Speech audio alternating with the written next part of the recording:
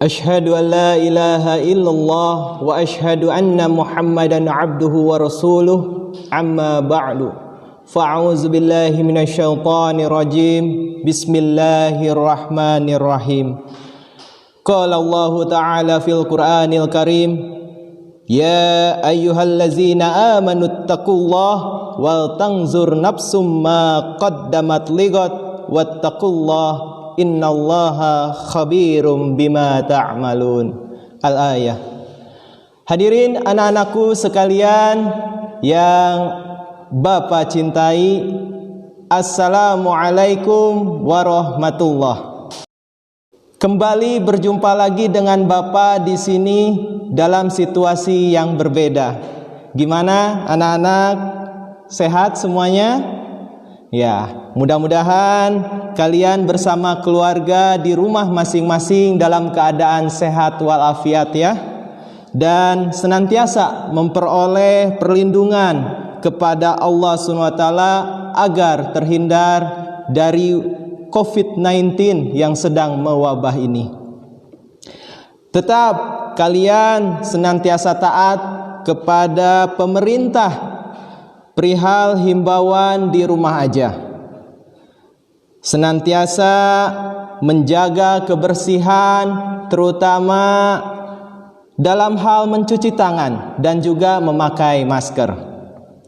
Sedikit Bapak intermezzo menceritakan perbincangan ringan Bapak dengan salah satu anak SD kelas 5 SD. Sebut saja namanya Ridho. Ridho, gimana liburannya? Enak kan? Liburnya panjang. Jawab Ridho di luar dugaan Bapak. Enggak Pak, enggak enak. Bosen. Enakan sekolah. Banyak temen. Terus uang jajan pun bisa banyak. Daripada sekarang ini sedikit Pak uang jajan saya. Udah itu di rumah main HP terus saya Pak. Sepintas Bapak menganalogikan ketika kita sedang kegerahan, ingin rasanya hujan turun, atau ketika hujan terus-menerus turun, kita suka mengeluh, kenapa sih hujan terus? Kan enak kalau panas. Pernah kan kalian mengalami hal seperti itu? Nah, mungkin saja Sang Pencipta membuat hujan dan panas agar kita lebih tahu tentang rasa tidak sabarnya kita sebagai manusia.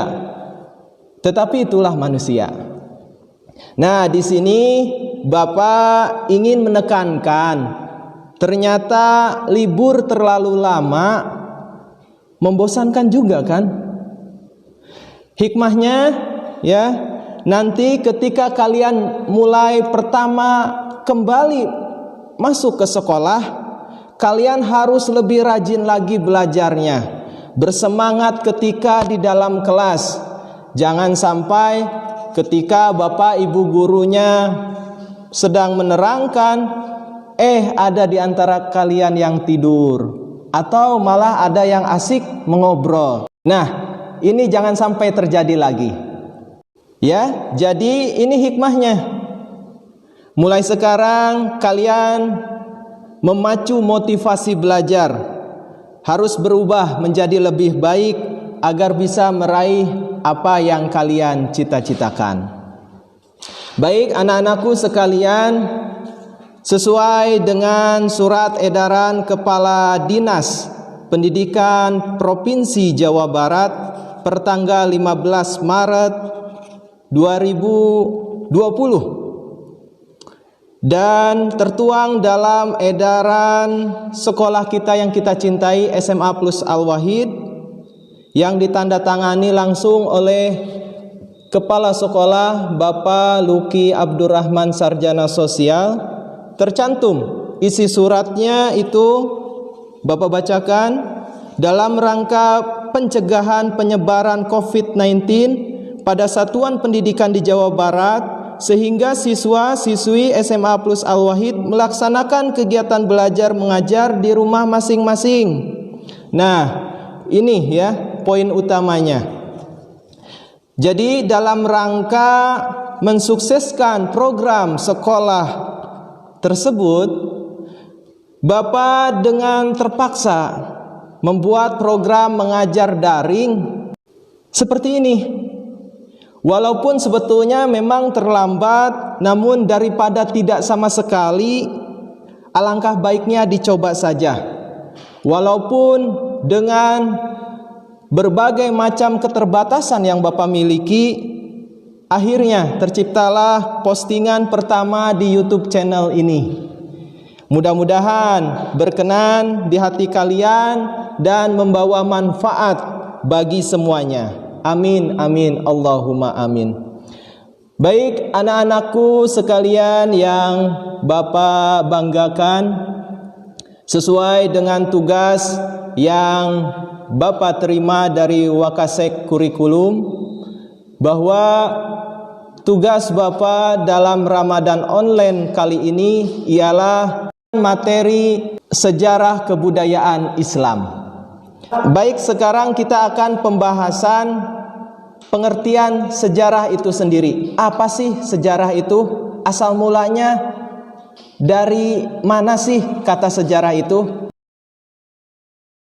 Nah, sejarah itu berasal dari bahasa Arab, yaitu dari kata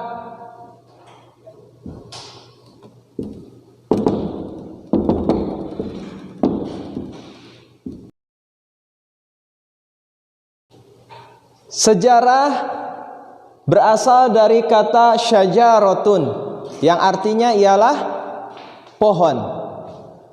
Pohon sesuatu yang mempunyai akar, ya, kemudian batang, kemudian ranting, daun, bunga, dan menghasilkan buah. Namun dalam bahasa Arab sendiri, sejarah itu ialah berasal dari kata tarikhun.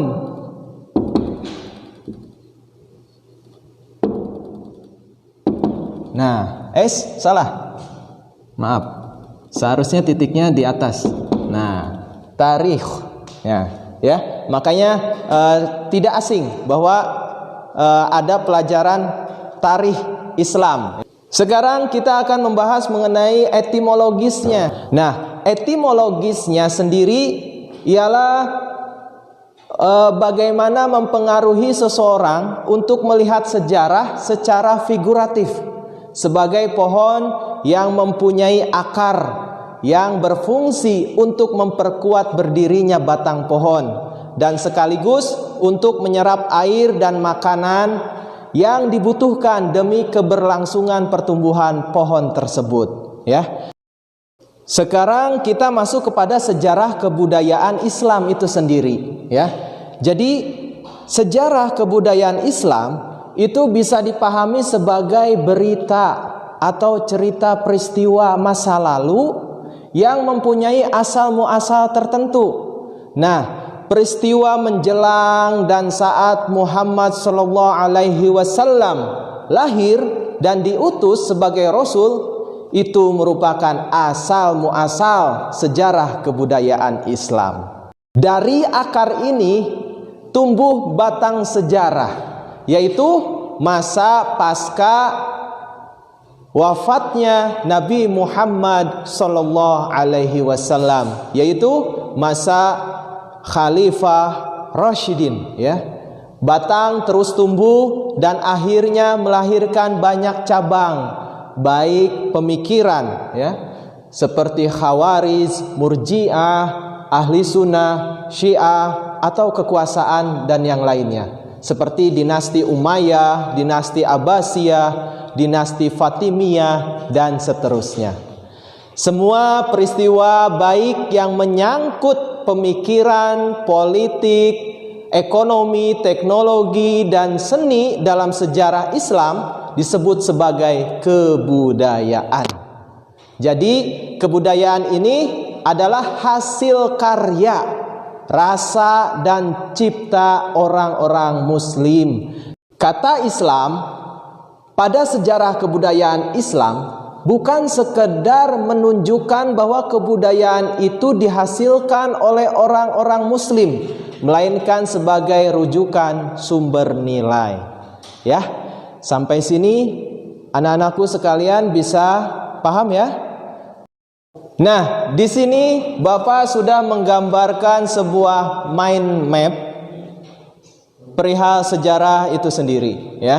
Jadi sebagai sebuah peristiwa yang berharga, itu sejarah memiliki beberapa komponen dasar.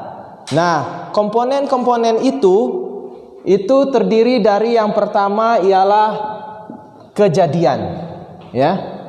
Kemudian komponen yang kedua adalah manusia itu sendiri, ya. Komponen yang ketiga adalah konteks. Apa itu konteks? Latar belakang, ya. Kemudian yang keempat adalah syarat makna. Nah, inilah komponen-komponen peristiwa di dalam sejarah itu sendiri. Penjelasannya ya mengenai ini nanti Bapak akan bagikan materinya, ya. Ini sengaja supaya kalian pun ada literasi, ya. Baca juga, jangan hanya mendengar penjelasan dari Bapak saja, ya. Supaya kalian terpacu untuk rasa penasarannya, sehingga dibacalah untuk materi yang Bapak sampaikan pada pertemuan kali ini. Selanjutnya, sejarah kebudayaan Islam itu sebagai disiplin ilmu, ya. Ini terdiri dari karakteristik komponen yang menjadikan sejarah sebagai disiplin ilmu, ya. Yang pertama ialah objek material, ya. Kemudian yang kedua objek formal, ya. Kemudian yang ketiga sistematis. Kemudian yang keempat teoritis. Yang kelima filosofis. Ya. Penjelasan mengenai perihal ini sama kalian harus baca materi yang Bapak bagikan PDF-nya, ya. Selanjutnya untuk mempersingkat waktu, kita lanjut ke pembahasan perihal penulisan sejarah kebudayaan Islam, ya. Nah, anak-anakku sekalian yang Bapak sayangi, selama ini sejarah kebudayaan Islam ditulis dengan cara kronologis, ya. Penulisan cara seperti ini lazim dipakai untuk menuliskan kajian sejarah. Karena salah satu inti utama sejarah adalah perubahan sistem sosial dalam perspektif waktu. Penulisan kronologis ini juga sebagian menunjukkan bahwa satu kejadian sejarah belakangan dipengaruhi oleh peristiwa-peristiwa sebelumnya, atau minimal peristiwa sebelumnya bisa menjelaskan hadirnya fenomena baru dalam babak sejarah. Apa sih sebenarnya fungsi dan manfaat sejarah itu sendiri? Nah, itu pasti ada di benak kalian pertanyaan seperti itu. Anak-anakku sekalian, prinsip hidup dalam Islam bahwa hari ini harus lebih baik dari hari kemarin, ya. Menjadi sulit atau bahkan tidak bisa terpengaruh kalau kehidupan kemarin tidak diketahui. Dalam konteks ini, kemarin tidak dipahami sebagai satu hari lewat dari hari ini, melainkan semua hari, minggu, bulan, tahun, windu, abad, bahkan milenium yang sudah lewat. Dengan kata lain, hari kemarin yang dimaksud adalah sejarah. Al-Quran melalui surah Al-Hasr ayat 18 yang sudah Bapak lantunkan di awal menyarankan orang beriman untuk melihat hari kemarin untuk hari esok yang baik, hari esok yang lebih baik. A'udzubillahi minasyaitonirrajim. Ya ayyuhallazina amanu taqullaha wal tanzur nafsum ma qaddamat ligat wattaqullaha innallaha khabirum bima ta'malun. Yang artinya, wahai orang-orang yang beriman, bertakwalah kepada Allah dan hendaklah setiap hari memperhatikan apa yang telah diperbuatnya untuk hari esok, dan bertakwalah kepada Allah, sesungguhnya Allah Maha mengetahui apa yang kamu kerjakan. Nah, anak-anakku sekalian, pengetahuan sejarah bisa menjadi modal untuk menghindari hal-hal buruk, ya, bisa menjadi modal untuk menghindari hal-hal buruk yang akan terjadi dan membuka kemungkinan untuk melakukan sesuatu yang lebih baik. Pepatah bahasa Inggris mengatakan, a donkey doesn't twice hurt itself on the same stone. Artinya, seekor keledai tidak akan terkena batu atau kesandung 2 kali pada batu yang sama, ya. Jadi seekor keledai tidak akan terkena batu kedua kali pada batu yang sama. Nah, ini mengajarkan bahwa pengetahuan mengenai masa lalu begitu penting. Bahkan untuk seekor hewan sekalipun, untuk mengantisipasi kecelakaan dalam sejarah. Baik anak-anakku sekalian, kita lanjut mengenai fungsi sejarah itu sendiri, ya. Nah, fungsi sejarah ini ada 3, ya.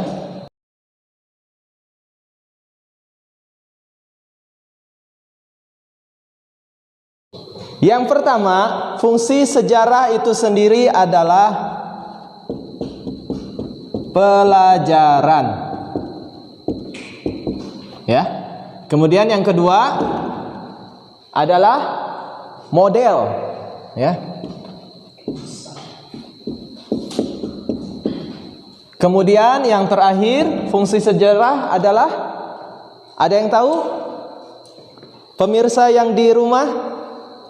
Iya, adalah rekreasi.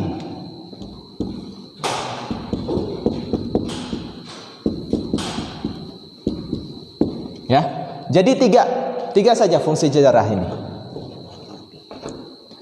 Nah, apa sih fungsi sejarah itu sebagai pelajaran? Sejarah adalah pelajaran yang terbaik karena ia menyediakan referensi yang berharga kepada seseorang untuk mengambil keputusan tanpa harus mengalaminya.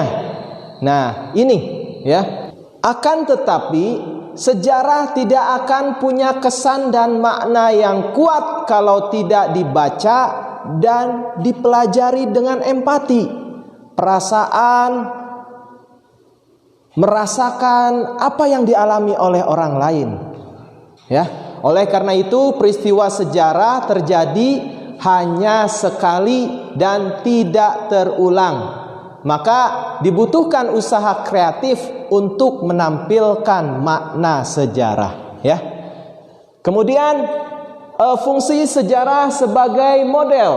Nah, sejarah bisa dijadikan model untuk menentukan sikap dan membangun masa kini dan mendatang, terutama sejarah kebudayaan Islam pada masa awal, yaitu masa Nabi Muhammad Sallallahu Alaihi Wasallam, bisa dijadikan paradigma membangun masyarakat yang adil dan sejahtera.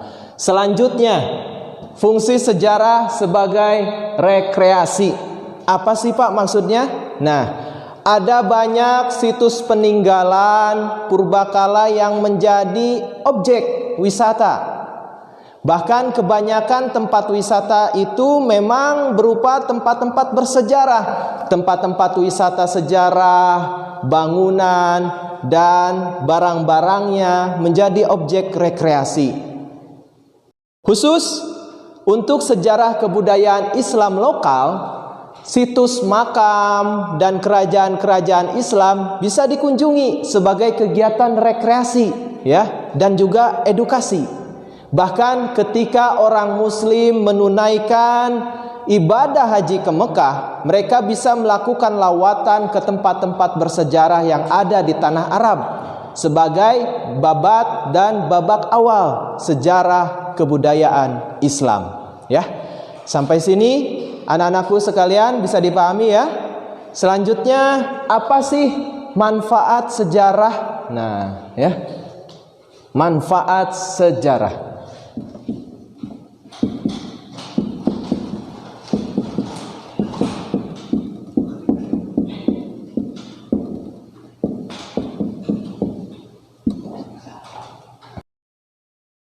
Manfaat sejarah, kita mempelajari sejarah ialah menumbuhkan kesadaran komunitas, ya.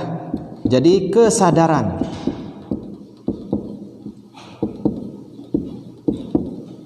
Kemudian manfaat sejarah yang kedua ialah membangkitkan inspirasi.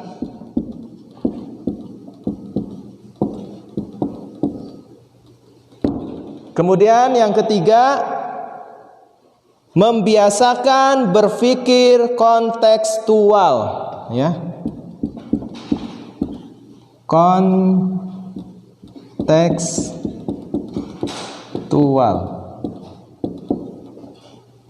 Kemudian yang keempat, mendorong berpikir kritis, ya.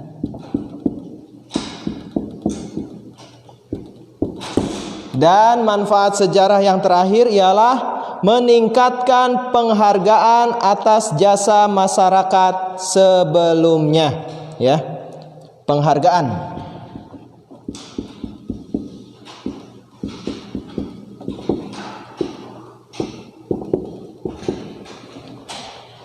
Oke, anak-anakku sekalian, kita sampai kepada kesimpulan di pertemuan kali ini.